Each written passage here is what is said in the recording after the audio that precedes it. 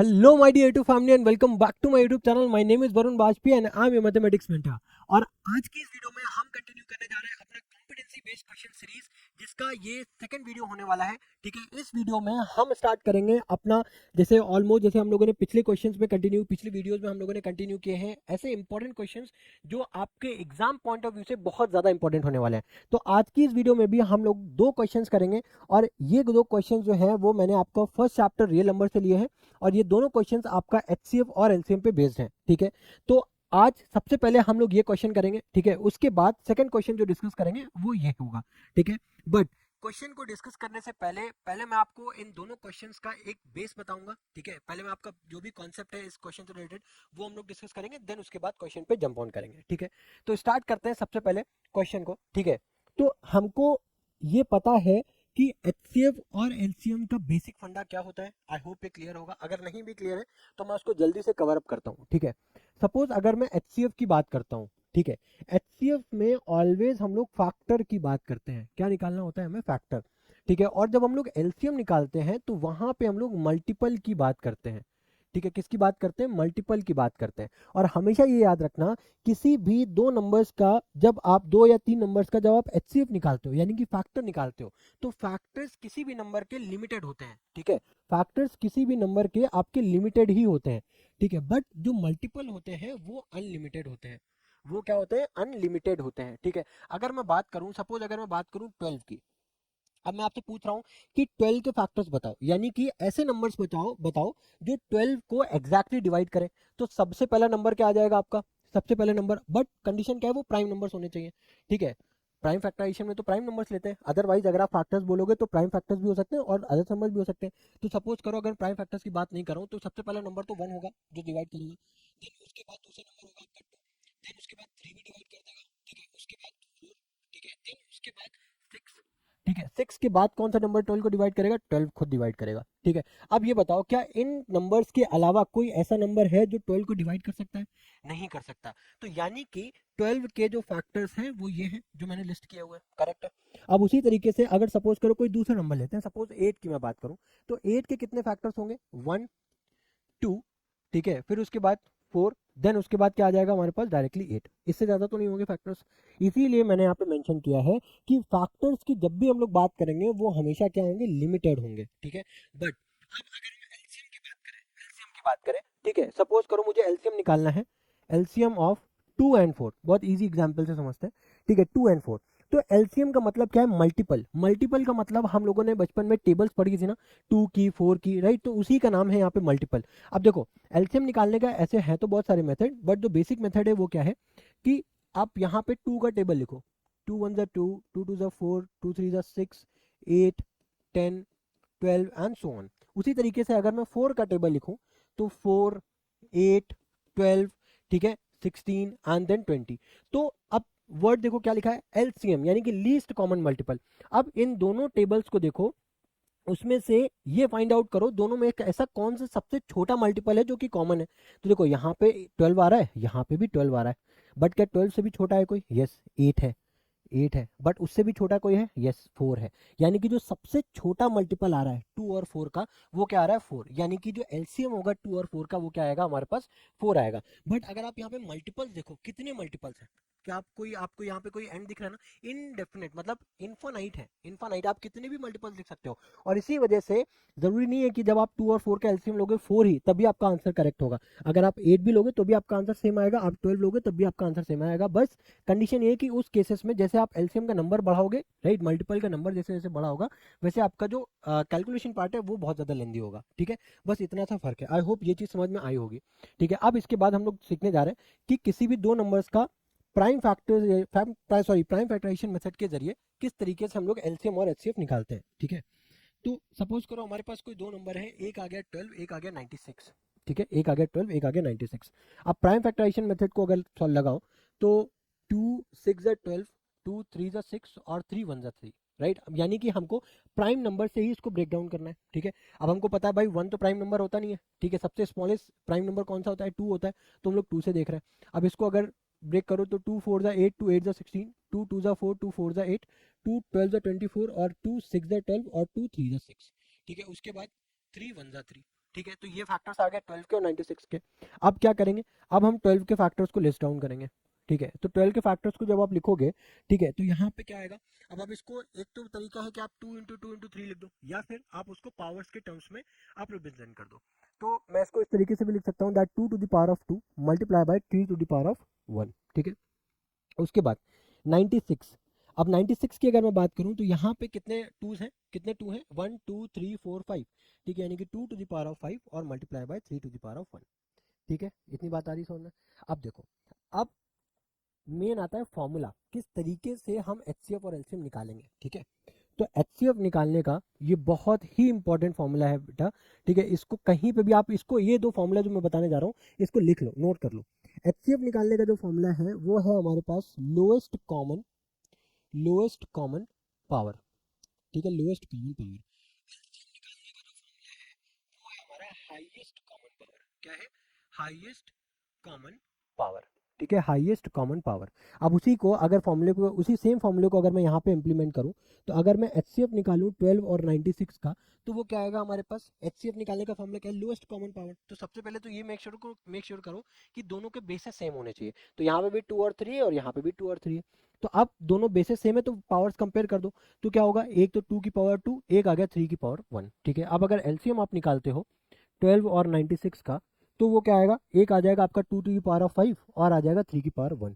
तो ये इस तरीके से हम एचसीएफ और एलसीएम निकालेंगे। ठीक है, चलो अब तो ये तो हो गया एचसीएफ और एलसीएम की बात। अब उसी सेम चीज को हम लोग इस क्वेश्चन में इंप्लीमेंट करेंगे। अब होता क्या है कि अभी तक आप लोगों ने जो एचसीएफ और एलसीएम पढ़ा हुआ है, ठीक है, वो हम लोगों ने डिजिट्स को निकालने के लिए सीखा है। कि सपोज अगर 12 और 96 के 6 है तो उसको ब्रेक करेंगे, देन उसको हम लोग प्राइम फैक्टर्स में ब्रेक करके उसका एलसीएम और एचसीएफ निकालेंगे। ठीक है, बट हमें कंफ्यूजन होती है जब हमको इस टाइप के नंबर दे जाते हैं। ठीक है, डिजिट्स ना दे करके डायरेक्ट हमको वेरिएबल्स के टर्म्स में हमको वैल्यूज गिवन होती है। अगर आप इसको ध्यान से देखो ना, तो ये क्वेश्चन कंपेरेटिवली इस क्वेश्चन से इजी है। ठीक है, वाई, बिकॉज यहाँ पे हमें फैक्टर्स करने की जरूरत ही नहीं है। यहाँ पे क्वेश्चन में ऑलरेडी क्वेश्चन में के फैक्टर्स दिए हुए हैं। के क्या है, एक कंपोजिट नंबर है।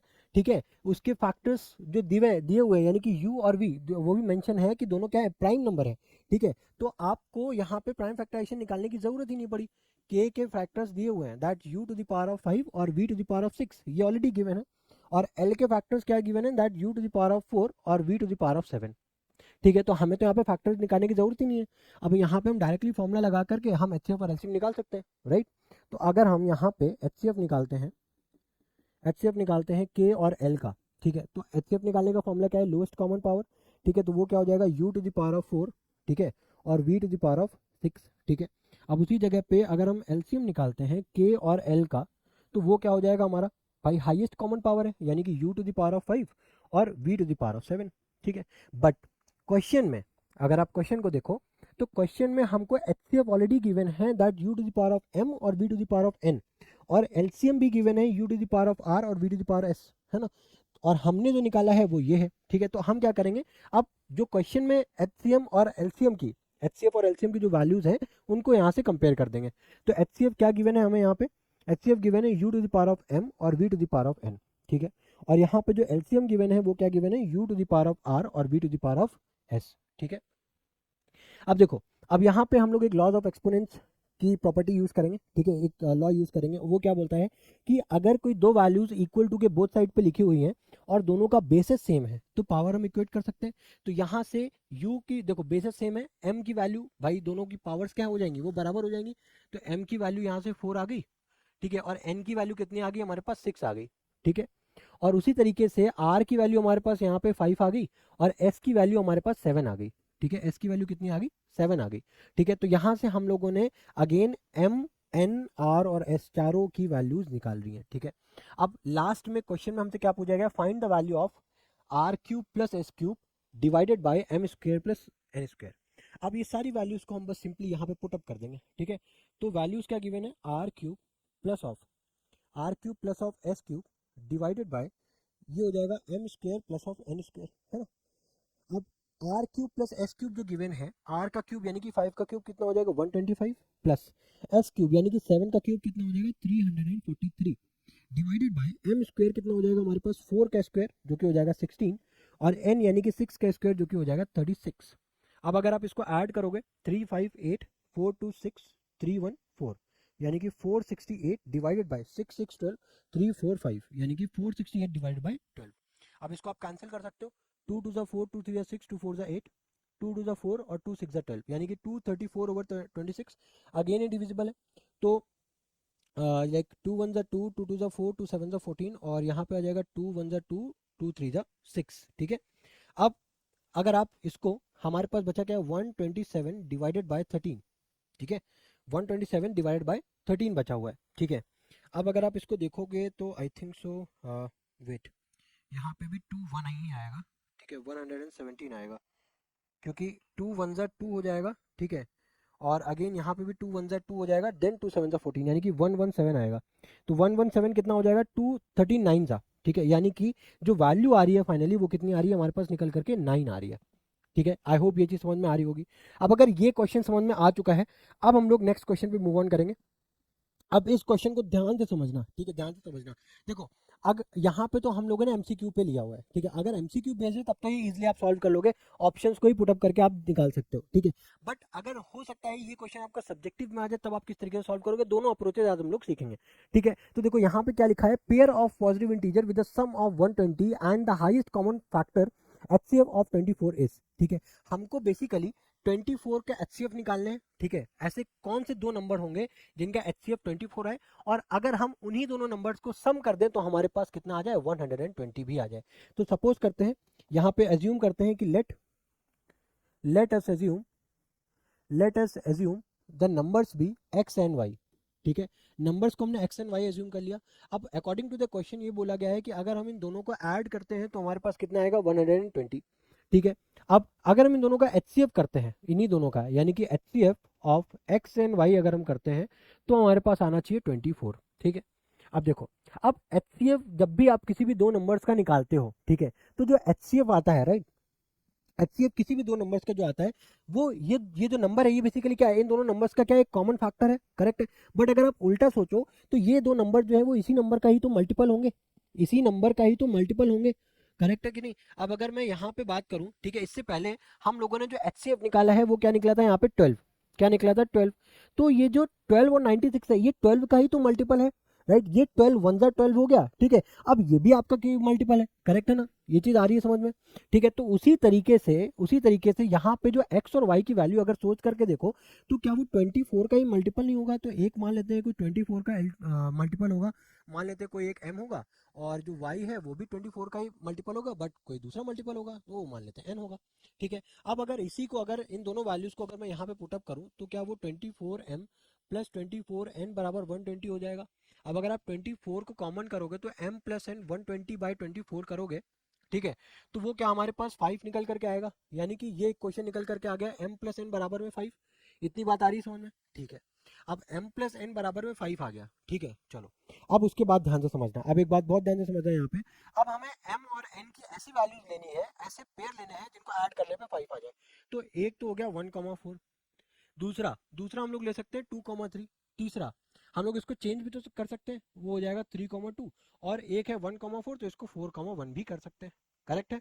अब देखो ध्यान से समझना, ठीक है, जो बता रहा हूँ, अगर मैं 1,4 को कंसिडर कर रहा हूँ, 1,4 को अगर मैं कंसिडर कर रहा हूँ, ठीक है, और जो नंबर्स है हमारे पास 24m और 24n, ठीक है, तो यहाँ पे जो दो नंबर्स हमारे पास आएंगे, 24 को अगर आप 1 से मल्टीप्लाई करो, एक तो 24 हो गया, और ठीक है 24 को अगर आप 4 से मल्टीप्लाई करोगे तो वो यहाँ पे 96 निकल करके आएगा। ठीक है, अब अगर उसी जगह पे अगर मैं नंबर लूँ 2,3 अगर मैं नंबर्स ले रहा हूँ, ठीक है, तो अब यहाँ पे क्या हो जाएगा, 24 को 2 से मल्टीप्लाई करोगे तो 48, और 24 को जब 3 से आप मल्टीप्लाई करोगे, 3 4 जा 12 और 3 2 जा 6 17 यानी कि 72 आ गया। उसी तरीके से अब अगर आप 4,1 करते हो, नंबर लेते हो, तो आपके पास नंबर क्या आएगा, आपके पास 96,24। ठीक है, और यहाँ पे जब आप नंबर ले रहे हो 3,2, तो आपके पास जो नंबर्स आ रहे हैं वो आ रहे हैं 72,48, यानी कि हमारे पास पेयर्स तो आ गए कि भाई ये चार ऐसे पेयर्स हैं जिनका HCF अगर आप लोगे तो आपको 24 ही आएगा, और अगर आप इन दोनों को सम करोगे तो आपको वो 120 ही निकल करके 120 ही सम करके देंगे। ठीक है, ये बात आ रही समझ में। अब क्वेश्चन ये है तो हम उसको भाई देख लेते हैं। एक तो पेयर गिवन है 24,96, यस, तो A is the correct option. B क्या है 96,24, वो भी गिवन है, यस। अब सी क्या है 72,48, यस ये भी गिवन है ऑल ऑफ दिस, तो यानी कि D is the correct option, क्योंकि हमें पता है हमारे सिलेबस में मोर देन वन ऑप्शन नहीं गिवन है। ये तो हो गई इसकी सब्जेक्टिव अप्रोच। अब अगर ऑब्जेक्टिव अप्रोच की बात करें तो क्या होगा, हम लोग क्या करेंगे भाई, हमको पेयर्स गिवन है ना, तो हम लोग क्या करेंगे भाई, बोला गया है कि ऐसे दो नंबर्स का हमें पेयर बताओ जिनका HCF 24 हो। तो अब भाई इन दोनों नंबर्स का जरा सम करो, पहले पहले सम करो। क्वेश्चन क्या गिवन है, देखो सम 120 है, सम करोगे जब तो 120 आ रहा है, करेक्ट है। अब इनका HCF भी निकाल करके देखो, HCF निकालोगे तो भी इसका भी 24 आ रहा है, ठीक है, इसका भी 24 आ रहा है, इसका भी 24 आ रहा है, यानी कि तीनों ही गिवन है, तो यानी कि लास्ट ऑप्शन जो है वो हमारा करेक्ट हो जाएगा, ठीक है। तो आई होप ये वीडियो में आपको दोनों क्वेश्चंस अच्छे से समझ में आए होंगे, ठीक है। इसी के साथ मिलते हैं नेक्स्ट वीडियो में, till then good bye, thank you.